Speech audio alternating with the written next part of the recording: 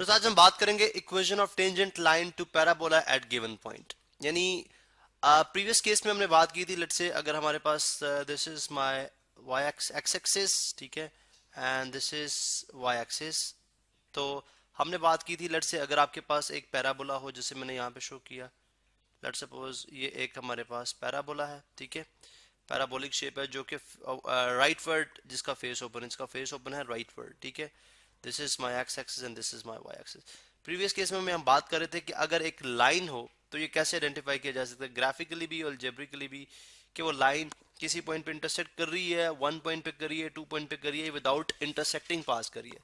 अब इस केस में हम स्टडी करेंगे स्लाइटली डिफरेंट उससे टॉपिक है। इसमें जो है हम बात करेंगे कि जो पैराबोला की इक्वेशन है हमारे पास वो है Y square is equal to 4x। इस पर्टिकुलर केस में चूंकि ये towards positive X axis open हो रहा है, राइट वर्ड ओपन हो रहा है। अब इस केस में हम डिफाइन करेंगे, अगर मुझे किसी भी पॉइंट के ऊपर, देखें किसी भी पॉइंट के ऊपर अगर मुझे टेंजेंट की इक्वेशन फाइंड आउट करनी हो, इस पॉइंट पे, इस पॉइंट पे, इस पॉइंट पे, इस पॉइंट पे, किसी भी पॉइंट पे मुझे टेंजेंट चाहिए हो, इक्वेशन ऑफ टेंजेंट चाहिए हो, तो मैं कैसे फाइंड आउट कर सकता हूँ। अगेन किसी भी पॉइंट पे मुझे इक्वेशन ऑफ टेंजेंट चाहिए हो तो मैं कैसे फाइंड आउट कर सकता हूँ, ठीक है। अब देखें किसी भी पॉइंट पे फॉर एग्जांपल टेंजेंट तो यहाँ पे भी हो सकता है, ठीक है। टेंजेंट एक ऐसी लाइन जो कि पैराबोला को सिंगल एक पॉइंट पे एक्सटर्नली टच करती हुई पास कर जाती है। For example this line is tangent, अगर आप यहाँ पे देखें दिस इज टेंजेंट, अगर आप इसको देखें ये आपके पास एक टेंजेंट लाइन है जो एक पॉइंट पे टच करती हुई पास करिए। ये आपके पास एक टेंजेंट लाइन है लाइक दिस, ये आपके पास एक टेंजेंट लाइन है जो एक पॉइंट पे टच करती हुई पास करिए लाइक दिस, ठीक है। ये तमाम टेंजेंट लाइन है। अब अगर इनकी इक्वेशंस हमें फाइंड आउट करनी हो तो डेफिनेटली देखें ये पॉइंट्स चाहिए होंगे हमें, ये पॉइंट्स रिक्वायर्ड होंगे, मैं दोबारा से देखूं, मुझे ये पॉइंट्स रिक्वायर्ड होंगे। अगेन मुझे ये पॉइंट रिक्वायर्ड होगा जहां पे वो टेंजेंट टू, वो लाइन टेंजेंट टू पैराबोला है, प्लस मुझे इन लाइन की स्लोप्स चाहिए होंगी, इन लाइन की स्लोप्स चाहिए होंगी। तो डेफिनेटली एक पॉइंट के ऊपर जो स्लोप फाइंड आउट की जाती है उसका डिफरेंशिएशन के अलावा हमारे पास कोई हल नहीं है। सबसे बेस्ट हल जो है कर्व के ऊपर सबसे जो बेस्ट हमारे पास सोल्यूशन है वो क्या है कि हम डिफरेंशिएशन यूज कर लें। यानी अगर मैं Y square is equal to 4x का फर्स्ट डेरिवेटिव ले लूं तो वो इस, ये हम ऑलरेडी इस पे बहुत डिटेल में बात कर चुके हैं कि फर्स्ट डेरिवेटिव जो कर्व का होता है वो उस कर्व के ऊपर किसी भी पॉइंट के ऊपर स्लोप फाइंड आउट करने का बेस्ट सोल्यूशन है, ठीक है। ये स्लोप को रिप्रेजेंट करता है, तो इसका मतलब है Y square is equal to 4ax। अगर मैं इसका फर्स्ट डेरिवेटिव ले लूं तो मैं इस पैराबोला के किसी भी पॉइंट के ऊपर स्लोप फाइंड आउट कर सकता हूं। तो सबसे पहले मुझे फर्स्ट डेरिवेटिव लेना है, differentiating both side with respect to X. Differentiating में शॉर्ट फॉर्म में लिख रहा हूं, differentiating both sides with respect to x, sides with respect to x, with respect to, again ये भी short form है, with respect to x, ठीक है। both side को मैं with respect to x differentiate करूं तो यहाँ पे देखें d by dx of y square and d by dx of 4ax, ठीक है। मैं यहाँ पे लिख देता हूँ उसी कलर में, y square यहाँ पे आ गया, ठीक है, एंड यहाँ पे आ गया 4ax। इसकी हमने डिफरेंशिएशन करनी है, ठीक है।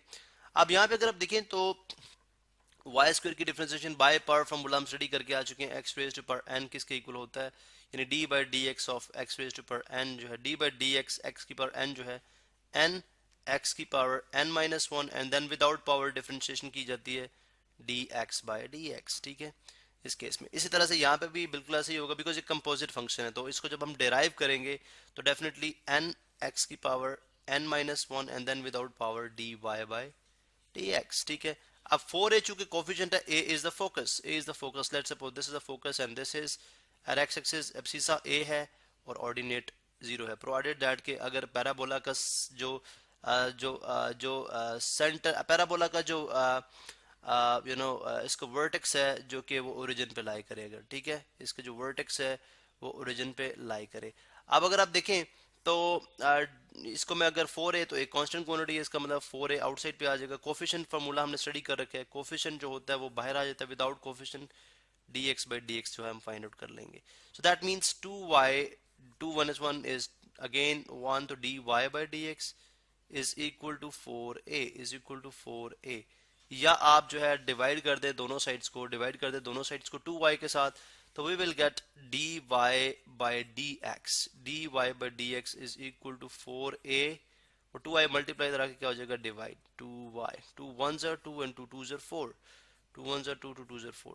इसका मतलब है this implies that dy by dx slope at dy by dx is equal to 2a by y, 2a by y। अब ये तो है slope eight parabola, slope of parabola at any given point. किसी भी गिवन पॉइंट पे slope अगर आपने find out करनी है तो आप कर सकते हैं, लेकिन लेट्स सपोज हम ये एक पर्टिकुलर पॉइंट लेते हैं which is lying at point x1 and y1, जो कि एक पर्टिकुलर पॉइंट के ऊपर लाई कर रहा है, जिसको भी जनरल पॉइंट में ले रहा हूँ, वो भी मैं जनरल पॉइंट ले रहा हूँ। तो इस पॉइंट के ऊपर जा रहा है, फिर स्लोप ये क्या हो जाएगी, यानी slope eight x1 y1, slope at x1 y1 is 2a over y1, ये कहलाएगी स्लोप, ये कहलाएगी slope. Let's say this is m1, this is m1। अब चूंकि मैंने स्टार्ट में बात की थी कि मुझे इस पॉइंट पे अगर मुझे इक्वेशन चाहिए इस टेंजेंट की, इस टेंजेंट लाइन की इक्वेशन चाहिए मुझे, ठीक है, तो वो किसके इक्वल होती है, by slope into point slope form, which is y minus y1, y equation of tangent line. मैं यहाँ पे लिखता हूँ equation of tangent line, equation of tangent line, ठीक है, ठीक है। अब देखें ऑब्वियसली हमारे पास ये इस लाइन की जो लाइन है which is slope at which is tangent at इस एज पैराबोला, इसकी स्लोप मेरे पास आ चुकी हुई है। अब मैं y slope of tangent line y minus y1 is equal to m into x minus x1, which is slope point slope form, यानी एक पॉइंट भी गिवन है और स्लोप भी गिवन है, यानी पॉइंट तो px1 y1 है, y1 है, and m1 which is slope of the given line is 2a over y1। तो जब दोनों इंफॉर्मेशन कंप्लीट है, दोनों डाटा मेरे दोनों का यानी पॉइंट भी है स्लोप भी है, तो मेरे लिए इसकी इक्वेशन फाइंड आउट करना इज नॉट अ प्रॉब्लम। मैं यहाँ पे देखें y माइनस y1 ही लिखूंगा, बिकॉज पॉइंट में जो पॉइंट इज, देखें point is x1 y1 and slope is this 2a over y1, ठीक है, 2a over y1। So y minus y1 is equal to m क्या है, 2a over y1 into x minus x1 into x minus x1, ठीक है। So इसका मतलब y1 ये divide हो रहा है, जाके मल्टीप्लाई हो जाएगा, y1 into y minus y1, ठीक है, is equal to 2 into 2a into x minus x1, x minus x1। अब मल्टीप्लाई कर लें तो बन जाएगा y1 y माइनस y1 का square is equal to 2a यहाँ पे देख लें 2a x minus 2a x1, ठीक है।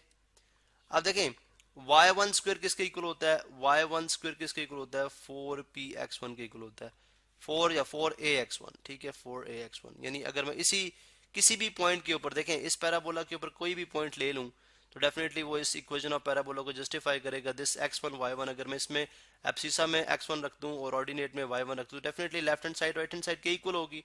तो y1 स्क्वायर यहाँ पे किसके इक्वल आ गया, आप यहाँ पे देख सकते हैं 4ax1, तो y1 स्क्वायर की जगह यहाँ पे लिख दूंगा मैं 4ax1, ठीक है। तो y1 y minus 4ax1 is equal to 2ax minus 2ax1। That means इसको मैं अगर सिंप्लीफाई कर लूंगा तो मेरे पास y1 या y1 इज इक्वल टू ये माइनस 4ax1 इधर आके हो जाएगा plus 4ax1 minus 2ax1 plus 2ax। This implies that y1 is equal to, देखिए 4x1 माइनस 2x1 ये बन जाएगा 2ax1 प्लस 2ax, तो ये बन जाएगा y1 इज इक्वल टू आ जाएगा 2a, अगर मैं कॉमन ले लूं तो आ जाएगा x1 प्लस x और x plus x1। This represents equation of tangent line, ये रिप्रेजेंट करिए इक्वेशन ऑफ टेंजेंट लाइन। यहाँ पे मैं लिख देता हूं this is the equation of tangent line at any point on parabola, at any point on parabola। So this is the equation of tangent line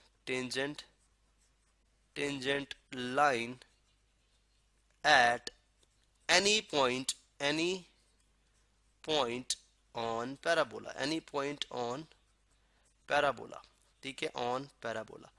अब for y is equal to Y square is equal to 4ax इस particular parabola के लिए। तो अब continue करते हैं next lecture में।